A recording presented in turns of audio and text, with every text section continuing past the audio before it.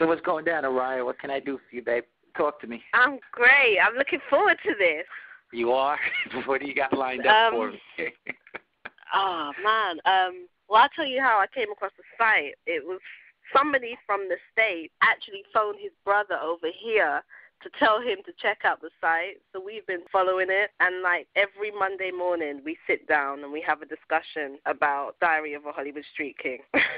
That's dope. That's dope. I mean, that's hot. Every Monday morning we come in and we're like, yo, did you see that over the weekend? What do you think? And then we have very, it starts off a little, and then it goes quite deep. So we've been really looking forward to this. I mean, okay. He's going to, What do you guys like about the site? What do you like most about it? The site itself, like, I don't know. I think for the most part, well, I know myself and my colleague, I wouldn't really call us conspiracy theories, but we really know that there's something deeper, and obviously there's this whole kind of culture now, and the whole structure of hip-hop, the way it looks, the way it sounds, is just completely different, it's kind of alien to us compared to the way it used to be. Agreed. So it's like, it's like things start to make sense. Like, I don't believe everything I read, but then when you read bits and pieces, you can't help but think, well, now that makes sense. This makes sense now. The puzzle starts to come together because there's so many different people saying the same story, and that intrigued me too because being a person that's in the music business for since 1990 and before.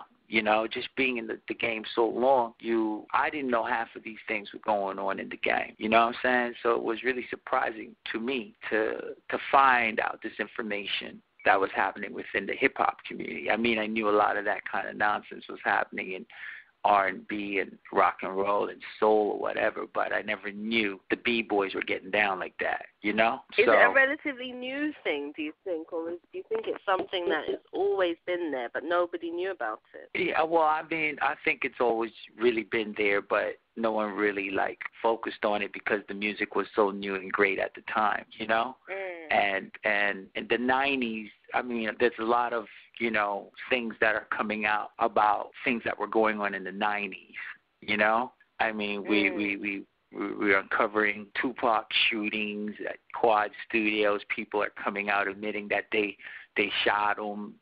You got people writing books about how crazy Uptown Records was, and all the deranged sexuality that was surrounding it. Then you got David Bratt coming out of BET, being a big producer over there, exposing what that part of the game was, how to get your video played over there, and how people who worked over there were getting sexually harassed, how and then you look at it, and then we got Hot 97, the biggest hip hop station in New York City. You got people like Mr. C up in there convicted of driving around 14th Street picking up prostitutes in the Hot 97 truck. And from looking at everything that I just mentioned to you, it looks like from making the record, you had craziness happening. And then if you wanted to get your record played on the radio, you had craziness you had to do. And then if you wanted your video to get played, you had craziness you had to go through. So it seems like there was like a outfit controlling this game in the 90s. I mean, the outfit, of course, is over because no one's really focusing on the record companies anymore. They're not the top dog anymore, The top dog is now the internet, So people who were a part of all of that craziness in the 90s are coming out and speaking on things, and it's blowing my mind too. So I'm not the type of dude to sweep it under the rug. As soon as I get it, I share it with you. So, because one of the things about all of this as well is I read it and I'm like, wow. And then I'm like, I worry about your safety. Cause I don't really think that is anything to really worry about, because I'm just telling the truth, and I'm really not scared to, And I think not only for myself that I'm doing what I'm doing. I'm doing this really for like kids who are trying to get into the game and feeling like they're they're failures, but they're really not. There was things going on in the music business that was a hurdle in their career. That's why they didn't get through. You know, like there's so many walls that they got to jump through to get a deal back in the day. You know, and it really wasn't about your talent, because probably most of it was like 40% your talent and 60% is what you would do sexually, you know? And if you look at it now, the music that's coming through your speakers suck. And the reason why it sucks is because the people who were in charge weren't really looking out for music. They were looking out more on a power trip, you know? A lot of power tripping was going on, more so than people out scouting for good music. So the more of these things come through, it's just shocking to the public. But a lot of the things I already kind of knew. It's just getting confirmed to me. Like, I'm just like, wow, you know, like the LL Cool J. I can't believe that. That was one of the ones that stunned me, because I remember being in high school and having a huge, there's nothing, kind of, I don't know, I don't want to say funny or gay about LL Cool J. Well, he's just somebody you wouldn't, Yeah, I mean, like, well, how that came about? I mean, how that came about was like Tony Newman, the transsexual, like wrote a book, but the information was not in the book.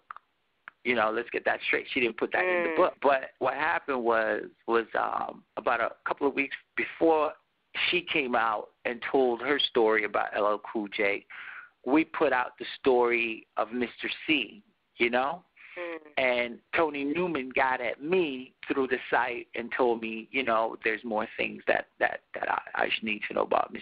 C, and not only that, do you know about LL? And when she told me that, she told the story to the National Enquirer, and they went, gave her 2 polygraph tests, and she passed them both. But then after the Enquirer called LL's people and told LL that they got the story that they gonna put out, apparently LL's people bought the Enquirer, paid them off whatever to bury it, and it never saw the light of the day, and it never saw the shelves. But thank God that there's a site like Hollywood Street King where we can't be bought, and we really for what people want, what they want to hear. Like, Enquirer is going to bury it, but we're not, and Tony Newman kind of saw that. So she went on and gave me more information. And the real crazy thing about it is, after doing research on her, I found out that she was really a Hollywood madame. Okay? She was, in other words, she was like, she had girls under her umbrella that she was, she had an escort service, and she was a madame. So there was, in her Rolodex, there are so many celebrities that she catered to and sent girls to. So there's so many stories that she has that I know that she's holding back on. And when she exposed LL, I noticed and started to see him more visibly with his kids, taking pictures and doing photo ops and doing positive things, and do people believe it? I think people believe it. Do people care? They really, some do and some don't. You know what I'm saying? And I mean, I'm just doing my part by letting the females really know what's going on, because the chicks really got a crush on a lot of these guys, and a lot of these guys are not who they are